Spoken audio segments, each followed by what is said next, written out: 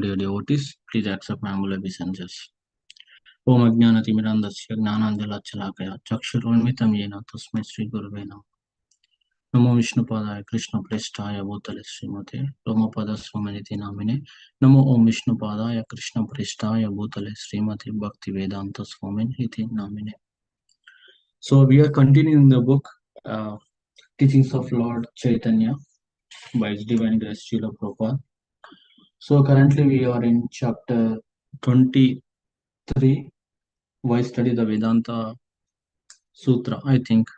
And in continuation to that, Lord Chaitanya therefore advised Prakashananda Saraswati, always read Srimad Bhagavatam and try to understand each and every verse, and you will actually understand the Brahma Sutra. You say you are very anxious about the study of Vedanta Sutra, but you cannot understand Vedanta Sutra without understanding Srimad Bhagavatam. He also advised Prakashananda Saraswati to always chant Hare Krishna, Krishna Krishna, Hare Hare, Hare Rama, Rama Rama, Hare Hare. And by doing that, very easily you will be liberated. And after liberation, you will be eligible to achieve the highest goal of life, love of Godhead.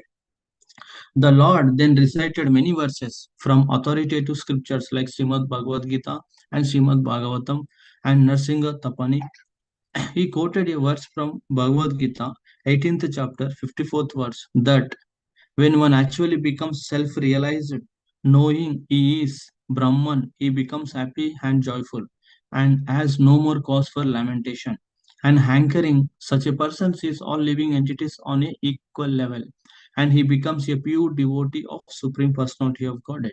Similarly, in the Narsingh Tapani, it is said that when a person is actually liberated, then he can understand the transcendental pastimes of the Supreme Lord and thus become engaged in his devotional service.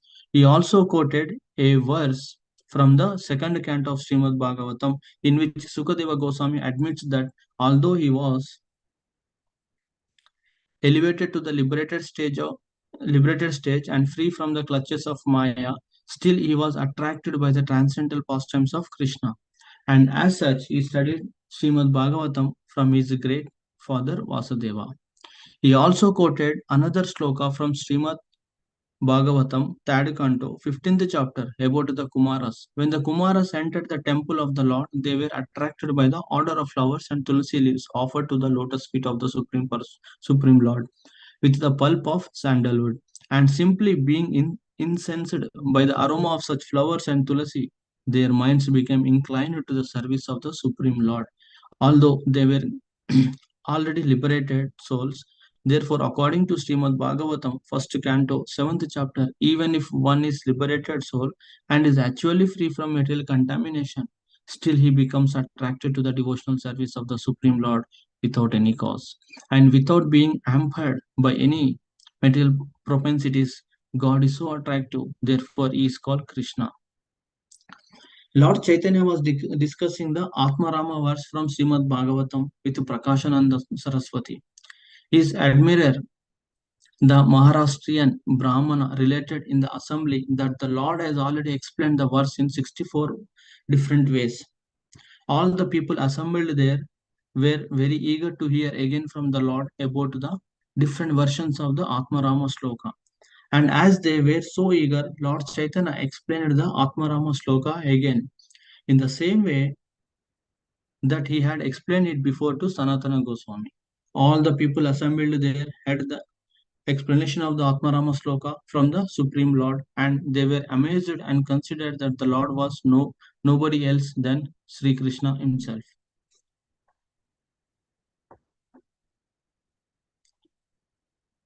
Thus ends the chapter 23, and chapter 24 talks with Sarvabhuma Bhattacharya. When Lord Chaitanya met Sarvabhuma Bhattacharya at Jagannath Puri, Bhattacharya, as the greatest logician of the day, also wanted to teach him Vedanta. Bhattacharya was an elderly man of the age of Lord Chaitanya's father, and therefore he took compassion on the young sannyasi. He requested that he should learn Vedanta Sutra from him. Otherwise, it would be difficult to continue as a young sannyasi. When the Lord agreed to learn Vedanta philosophy from Bhattacharya, He began to teach him in the temple of Jagannatha. Bhattacharya spoke to the Lord about Vedanta Sutra continually for 7 days, and the Lord silently heard him without speaking a word. On the eighth day of teaching, Sarvabhauma Bhattacharya inquired from the Lord, "You are hearing Vedanta Sutra from me for the last week, but you do not inquire or say anything as to whether I am explaining it nicely. So I cannot tell whether you understand me or not." The Lord replied as follows: "I am a fool. I have no study of Vedanta Sutra, but you asked me to hear you, and therefore I am trying to hear you.